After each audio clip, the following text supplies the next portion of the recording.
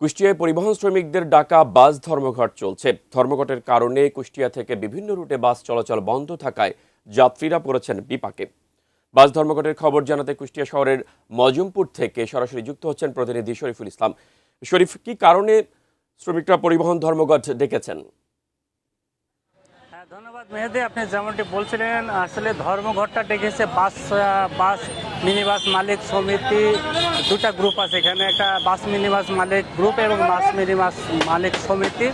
আর এই সমিতি দুই সংগঠনের শ্রমিকরা মূলত এই ধর্মঘটটা ডেকেছে। তাদের দুটা দাবি আছে। দুটা দাবির মধ্যে একটি দাবি হচ্ছে যে মালিকরা, বাস মালিক বা যে সুযোগ সুবিধা ভোগ করে সেই সুযোগ সুবিধা তাদেরও দিতে হবে। আর কুষ্টিয়া থেকে খুলনা যশোর রুটে তাদের একটি গাড়ির রোড পারমিট দিতে হবে। সেই রোড পারমিট দেওয়ার পরে তারা সেই শুধু মালিকদের মতো সুযোগ সুবিধা তারাও ভোগ করতে চায়। এমন দুটা দাবির নিয়ে তারা মূলত আজ কুষ্টিয়া থেকে বাস ধর্মঘট তারা ডাক দিয়েছে। গতকাল 17 তারিখ সকাল থেকে এই ধর্মঘট চলছে। এখন পর্যন্ত ধর্মঘটের ফলে কুষ্টিয়া থেকে যেসব যাত্রীরা জেলার বিভিন্ন উপজেলা বা অন্যান্য শহরে যাওয়ার ক্ষেত্রে তারা দুর্ভোগে পড়েছেন।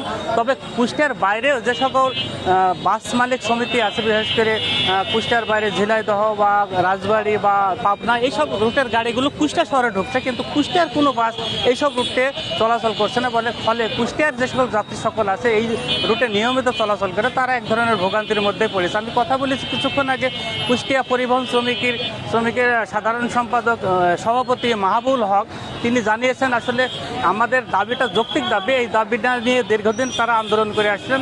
গত 15 তারিখ পর্যন্ত তাদের আলটিমেটাম ছিল। 15 তারিখের মধ্যে মালিক সমিতি বা বাস মিনিবাস মালিক সমিতি তাদের দাবি না মানার কারণে মূলত তারা ধর্মঘটে গিয়েছে। এর ফলে যাত্রী ভোগান্তি বেড়েছে।